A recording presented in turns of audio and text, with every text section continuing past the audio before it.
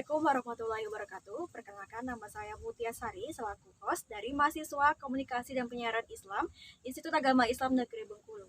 Nah, pada hari ini kita akan membahas materi mengenai apa saja sih peran wartawan serta apa saja perbedaan wartawan zaman dahulu dan zaman sekarang. Untuk itu akan langsung disampaikan oleh narasumber kita, yaitu Hinda. Nah, Mbak Indah sendiri nih selaku narasumber pada hari ini, menurut Mbak Indah, apa aja sih peran wartawan ya pada saat ini? Menurut saya pribadi, memasuki era digitalisasi, saat ini peran pers untuk publik semakin sangat penting. Selain sebagai sarana kontrol sosial, peran pers juga sebagai sarana edukasi dan penyeimbang informasi yang terjadi di tengah-tengah masyarakat. Terlebih lagi, kita sebagai masyarakat milenial khususnya, kita harus mengetahui apa saja yang terjadi di sekitar kita saja contohnya. Nah, kalau seperti itu berarti ada perbedaan ya, terjadi perbedaan antara wartawan zaman dulu dan wartawan zaman sekarang. Oh jelas, tentu banyak sekali perbedaan, dari fasilitas, dari kecepatan dalam mengupload atau mengakses berita. Fasilitas pada zaman dulu memang serba terbatas. Jumlah wartawan tidak sebanyak sekarang. Organisasi pers juga sedikit. Medianya pun hanya ada beberapa koran, televisi, pemerintah, dan radio. Seiring zaman, teknologi pun berkembang pesat. Orang-orang mulai meningkatkan komputer dan beralih ke laptop, telepon pintar, gadget, atau tab.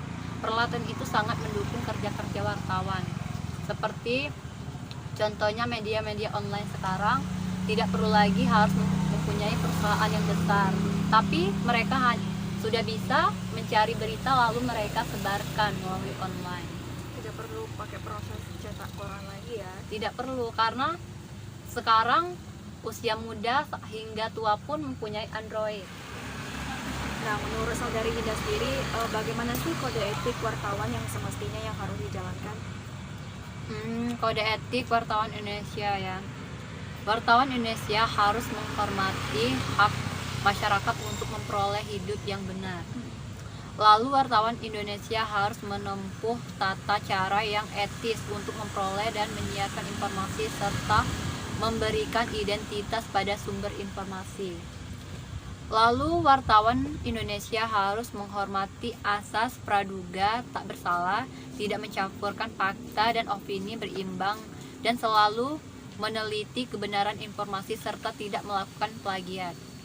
Lalu wartawan Indonesia tidak menyiarkan informasi yang bersifat dusta, fitnah, sadis, dan cabul, serta tidak menyebutkan identitas korban kejahatan asusila. Lalu wartawan Indonesia harus tidak menerima suap dan tidak menyalahgunakan profesi. Wartawan Indonesia juga harus memiliki hak tolak menghargai informasi latar belakang. Lalu wartawan Indonesia harus segera mencabut dan meralat kekeliruan dalam pemberitaan serta melayani hak jawab. Itu saja.